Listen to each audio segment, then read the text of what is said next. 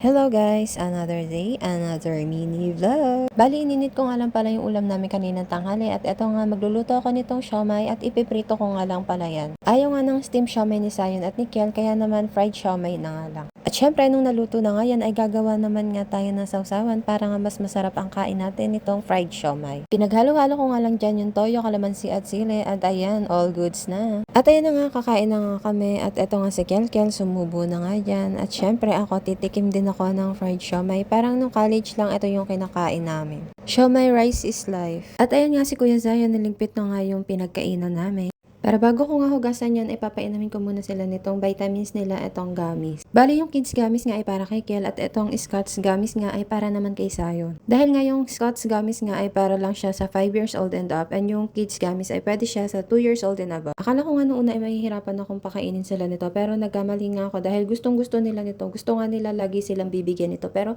hindi pwede dahil may limit lang ang pagbibigay ko nito. At ayun nga, hinugasan ko na nga yung pinagkainan namin pati na nga din yung kaldero na pinaglutuan ko kanina sinama ko na. Nauna na nga pala kami kumain kay Carlo dyan dahil nga may pupuntahan kami ngayon kaya naman pinauna na niya kami kumain. Mamaya nga siya na lang ang kakain. After ko nga magugas dyan ay konting linis nga lang din dito sa kusina namin. At fast forward nga nakarating na nga si Carlo, nakakain na nga din siya at eto nga paalis na nga kami ng mga oras na yan at eto na nga nandito na nga kami sa may kalsada na Aztec at palabas na nga kami dyan at dito nga pala kami pupunta sa may Lake Breeze. Kaya naman nagmotor nga lang kami kasi nga malapit nga lang din naman yung pupuntahan namin dito lang sa may Lake Breeze. Grabe din talaga ang inunlad nitong Lake Breeze na to.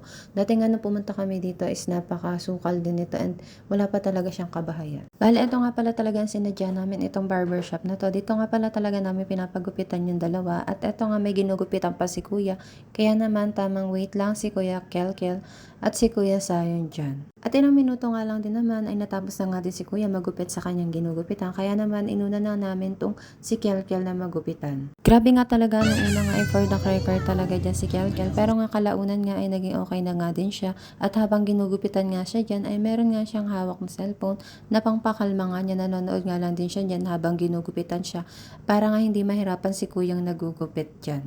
Minsan nga lang namin mapagupitan si Kelkel dahil nga manipis nga lang yung hair niya. Finally nga natapos na nga dyan si Kelkel kaya naman sinunod na namin itong si Kuya Zion. Ito nga si Kuya Zion ay hindi na talaga nasanay-sanay magpagupit. Kahit nga paulit-ulit na kaming nagpapabarbers ay hindi pa rin siya masanay-sanay. Siguro na kikiliti yung buhok niya or yung ulo niya dun sa razor. Pero buti na nga lang talaga ay mabait talaga si Kuya manggugupit at patiently talaga siya sa paggugupit dito kay Kuya Zion.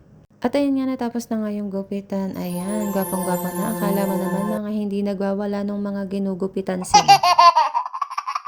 At ayun nga, after nga namin magpagupit, ay umuwi na nga din agad kami kasi nga nangangati na nga yung dalawa sa kanilang mga buhok. At ayun nga, nandito na nga kami sa may loob ng Aztec at nandito na nga kami sa bahay. At ayan, tapos na maligo yung dalawa. Poging-pogi na nga ulit. So ayun nga, hanggang dito na nga lang for today's video. Hanggang sa mga susunod na mini vlog, pa-like, share, and follow naman po kung nagustuhan nyo ang aking video.